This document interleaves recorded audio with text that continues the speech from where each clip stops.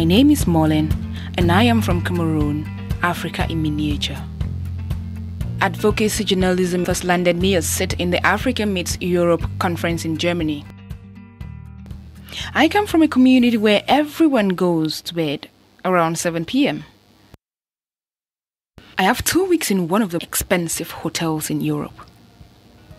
I finally can sleep without worrying about the uncertainty that looms in my community.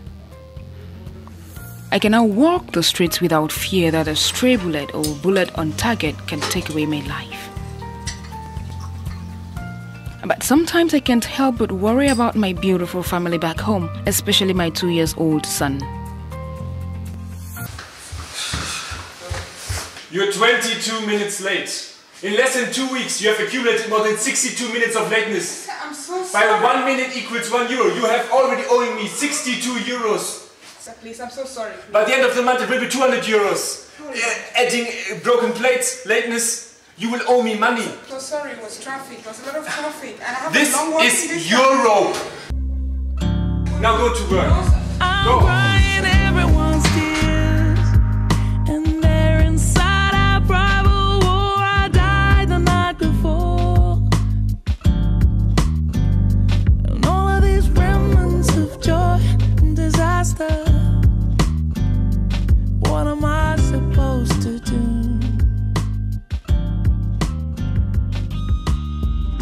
I want to cook you a soup that won't. Hey, how are you today? I'm fine. I haven't really had time to say thank you for taking me into your room. I really appreciate it. And you know, I still owe you some money. That's 40 euros, right? Yeah. There you go. You owe me some change. 10 10 euros. euros. Yeah. Well, this is what it is, a room.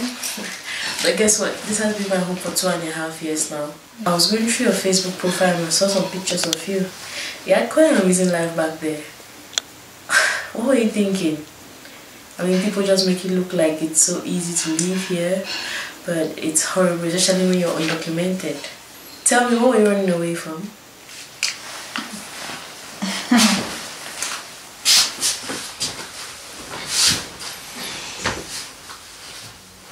Well, I guess I was running away from the beautiful life I had back there, you know. It's so difficult. I mean, sometimes you don't even know what happened. Like right now, I don't even know how it started. But I guess I'm here now. I have to deal with it. Molen, unlike you, I'm the seed out of 9 children. Okay. And I'm from a poor family. Oh no. My father was a primary school teacher with a salary of 46,000. That's approximately 70 euros. Yeah. Oh no. Yeah, and at some point his salary was being scaled down with no justifications or notifications. Oh, that's bad. Yeah, and he later on died of some mysterious illness. I'm really very sorry about this. I'm so sorry. It's not your fault. I mean, I've lived poverty, I've bred poverty, I've seen poverty. I mean, right from primary school, I used to go to school, torn uniforms, I moved barefooted. I would sometimes watch people have lunch from the top of a mango tree. Yeah, even right after secondary school. I applied for the visa 4 times at the German embassy, and maybe they didn't just like my face. Oh. You know, we all have our stories, and that's what makes us who we are. And you know, when we were coming here, we applied for a visa like many of us. Some people were given, some were not. I was opportunity to be given. But then the others who were not opportunity to be given, maybe if they were, they would go back to Cameroon and do something better. But now, here I am. Enough of serious talks. Like seriously, I have not eaten since morning. I've not had anything to eat. Like, can we go somewhere and have something to eat? I'm really so hungry. Have you had donuts since you came? No! What's that? You know, I'm very picky. I don't eat what I don't know. I'm really trying very hard not to eat anything I don't know. Yeah, I know that, but you have to try it. It's affordable too. And trust me, you're going to like it. Oh, you think so? Yeah. Why not? We try it then. Okay. Yeah. Let's Help me up, please. The other hand.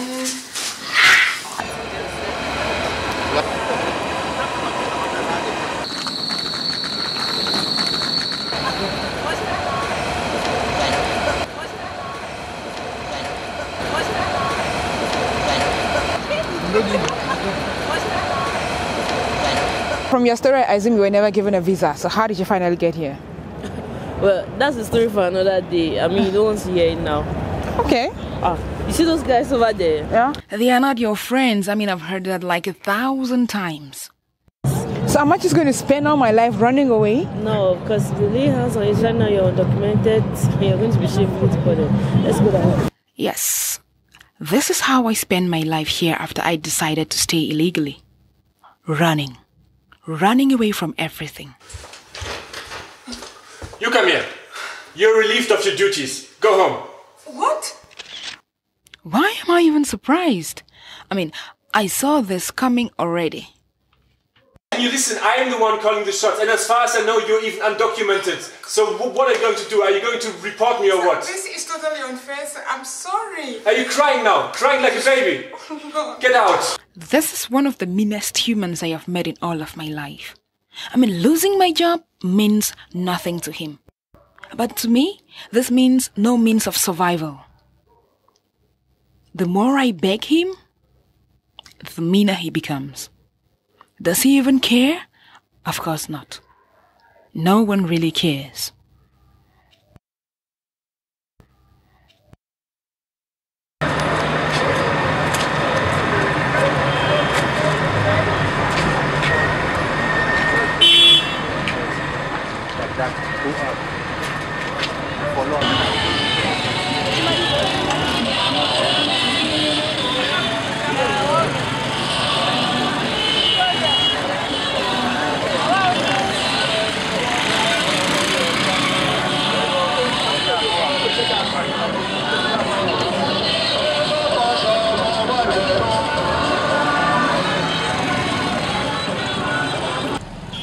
Finally, I'm back home. Not by choice. I feel like the whole world is falling on me. I can't even go back to my family. Neither can I go to those places I used to go before. Then I remember my son telling me, "Mama, please don't forget to get me a bicycle for my birthday when coming back home." I can't even face him. I barely can survive, and nothing freaks me out more than the violence and insecurity here.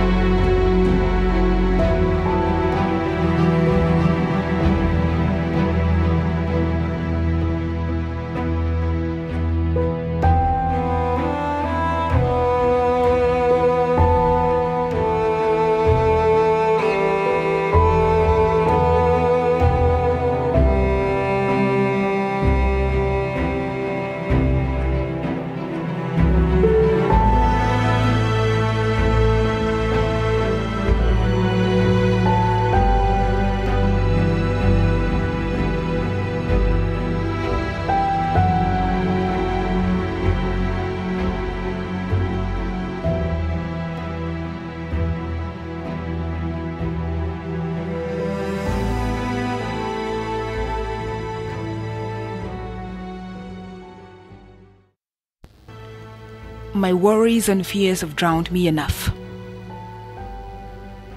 I have decided to stop running, take a deep reflection, and move forward.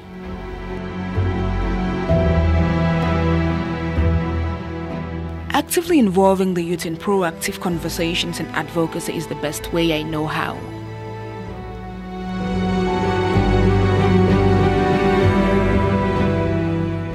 I press hard till I get the answers.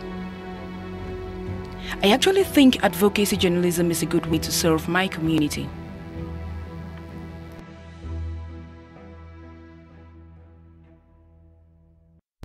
In a working session, we discuss freedom of movement, having in mind the 1948 Universal Declaration of Human Rights, proclaimed by the United Nations General Assembly in Paris. Article 13, Sub 1 states that everyone has the right to freedom of movement and residence within the borders of each state. Sub 2, everyone has the right to leave any country, including his own, and to return to his country. The average probability that one can get a visa to Europe is at 19%, participants agree from experience, as opposed to 99% for Europeans coming to Cameroon, as I found out while in Germany. You notice the margin? Right, that's quite big. The inequality existing between countries of the so-called Global South and Global North is quite alarming. Looking at why some people risk their lives to cross the Mediterranean Sea just to reach Europe, reasons ranged from visa denial to search for greener pastures. While agreeing that the conditions within nations should be ameliorated, we all strongly advocate for freedom of movement within and among nations. Let's go everywhere.